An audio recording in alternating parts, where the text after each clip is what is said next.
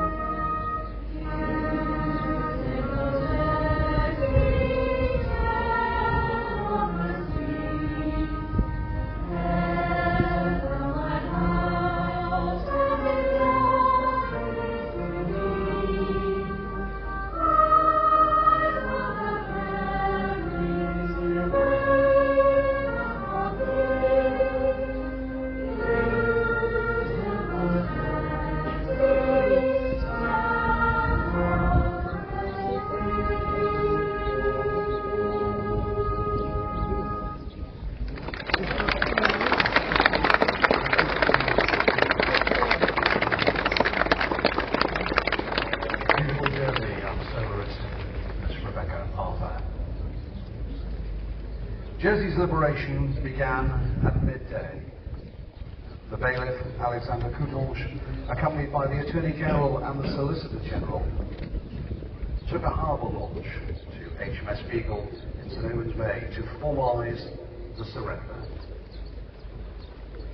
Freelance photographer Bob Lawrence was at the Albert Pier to capture one of the iconic images of liberation: the bailiff, the Crown officers, waving to the crowd from the boat, with a stiffly formal group of German officers behind. The reversal of fortunes could not be clearer. On the way to HMS Beagle, they were passed in the opposite direction by the ship's launch, carrying the Surgeon Lieutenant Ronald MacDonald and Sub-Lieutenant David Mill. They were to be the first liberators ashore. They arrived at the Albert Pier at about 12:30, where they were greeted by enthusiastic islanders. As described by MacDonald later, the happiest people I'd ever seen in my life. From there they were driven down the Albert Pier to the weighbridge, where they were carried shoulder high through the crowds. The surrender was still being signed on board Beagle, but the crowd didn't care. Excited cheers, the two naval officers climbed the stairs to the harbour master's office before appearing at the window. Spontaneously, the crowd sang the national anthem. Then the officers draped a Union Jack flag from the window before attaching a Jersey flag to a makeshift flagpole. 2 hours or so later, about 25 men from Force 135, the main body of liberators, arrived at the Victoria Pier. There were so many islanders thronging the weighbridge that the troops had trouble getting through the crowds. They were led by Lieutenant Colonel William Robinson and by the first Jerseyman among the liberators, Captain Hugh LeBrock. Their objective was the Palme d'Or Hotel, which was to be their headquarters.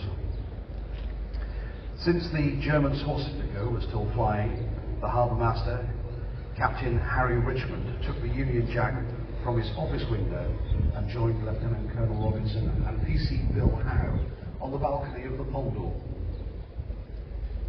After a few words of thanks, Colonel Robinson raised the Union flag, and the cheering crowd sang the national anthem again.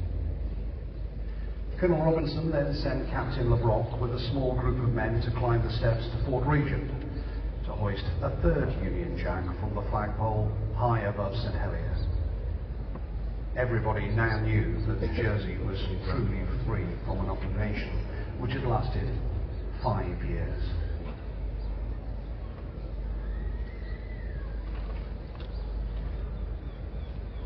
Now, having told that story, it is our moment to recreate what happened a remarkable 79 years ago. Our former harbour master, Captain Brian Nibbs, will take the role of his distinguished predecessor, Captain Harry Richmond.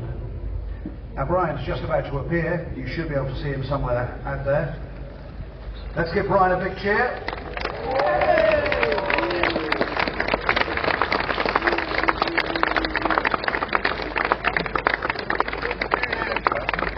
The harbour master at the time would have appeared as he came out of his office, the old tourism building, and waited for the arrival of the Royal Navy Reserve, who will be flying the flag from the harbour master's office. Now remember, 79 years ago, the naval officers were carried shoulder high through the square. We're not going to ask you to do that today, although it would be fun. Today, the entry is a little bit more sedate, but they deserve a big cheer nevertheless. Reenacted by Trevor Rayson and Ron Burkhart.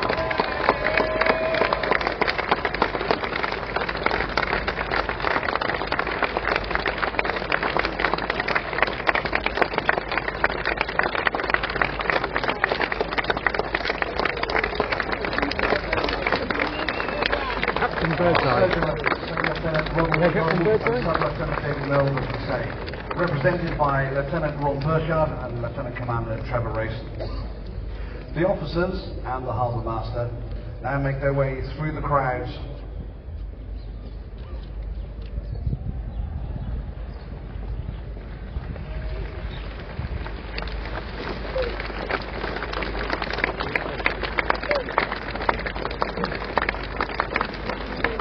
in striking fashion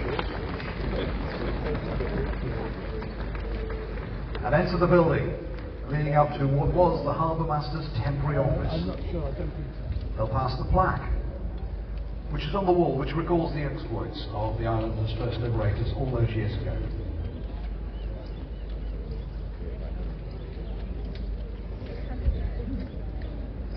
They entered the door and climbed the stairs. The weighbridge was filled with excited islanders. Very shortly, at the window, it will be opened. Senior Lieutenant MacDonald opened the window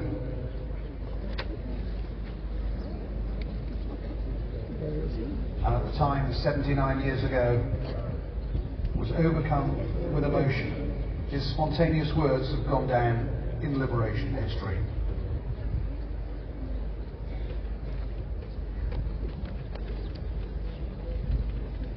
The window, we understand, is not jammed, it is opened.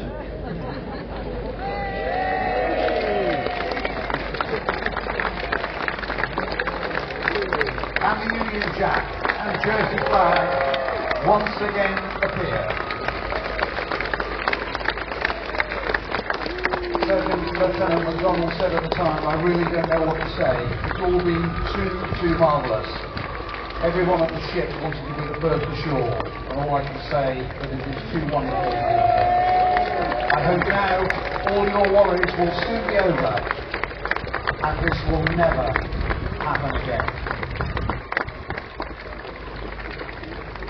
Of course, 79 years ago, no one knew quite what was going to happen next.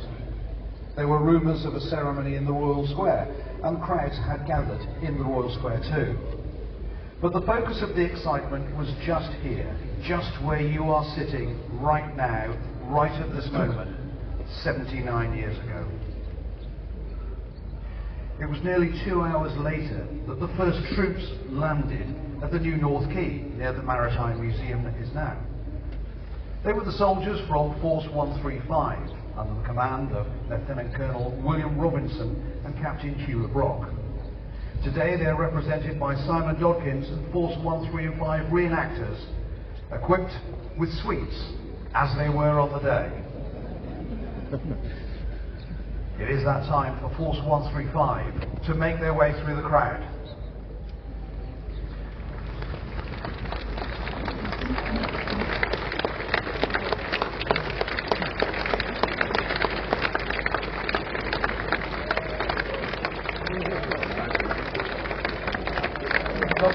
understandably they'd experienced great difficulty getting towards where we are sitting or standing today. There were cheering crowds. Hugh Le Brocq later remembered that although he tried to march in formation, it turned out to be quite impossible.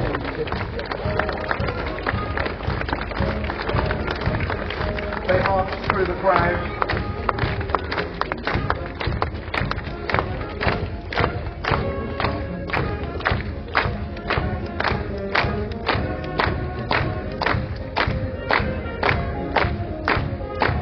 At the same time, the arrival of Force 135, the harbour masters come down from his office to greet them.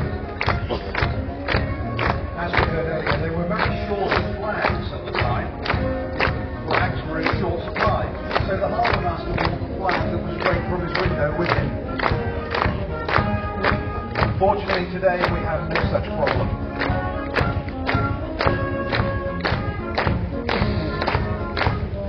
It may be just out of your view, but the harbour master greeted Force 135 and into the Condor Hotel they went. Then Captain Richmond guided Colonel Robinson through the front entrance of the Condor and up the stairs to the balcony. This was the focus of everybody's attention.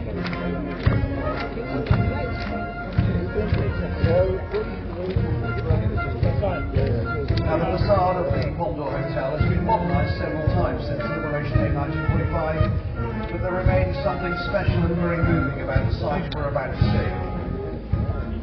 You can only imagine, as we wait for the reenactors to emerge on the balcony, what those present 79 years ago must have felt like.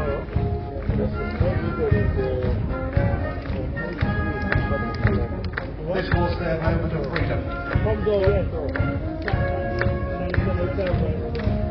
This was the moment of 5 years of wait.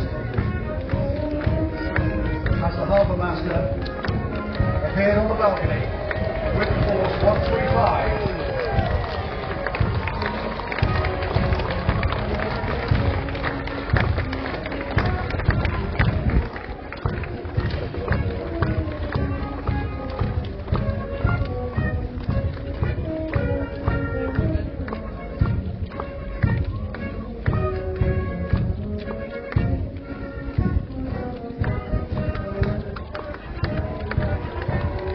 Jack was hoisted on what was still officially the German naval headquarters.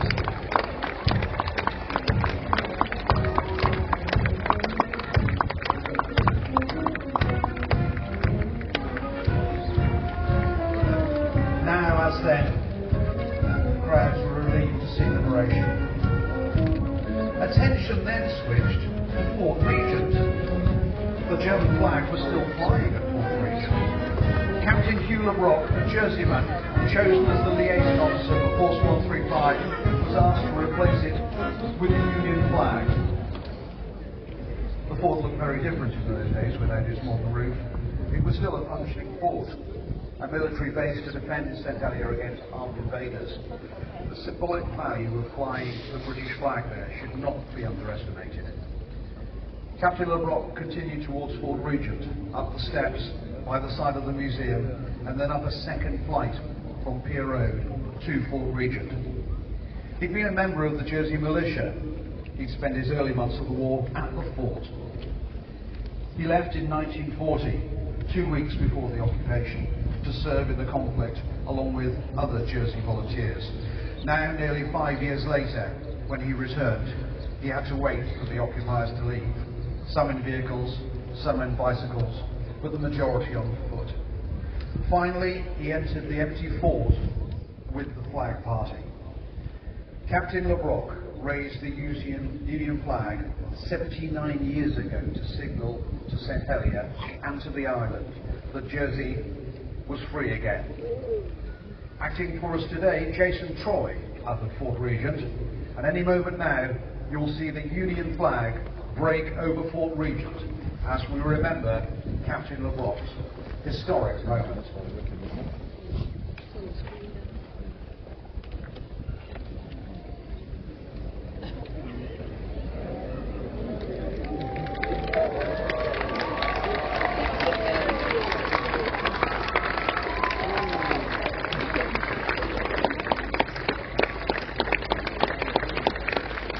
also the Union flag raised over Fort Regent signified that our island was once again free. We now conclude our reenactment by taking our cue from what happened in front of the Pomdor Hotel 79 years ago by singing the national anthem. Ladies and gentlemen, please be upstanding for the national anthem played by the band of the island of Jersey.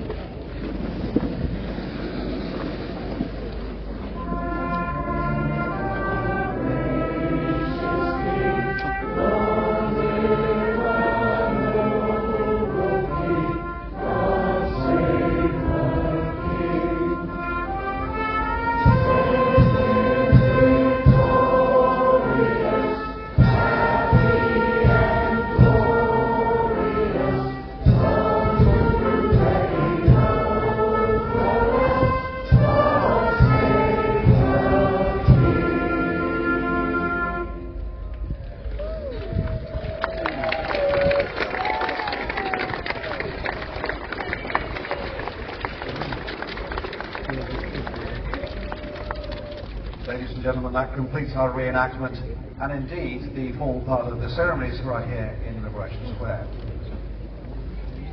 We would ask you at this time please to remain in your seats until the official party has exited Liberation Square, to move to the saluting dais in front of the Pomdor Hotel, where His Excellency the Lieutenant Governor will take his first salute, second salute on Liberation Day, with the march past and the motorcade which is about to happen.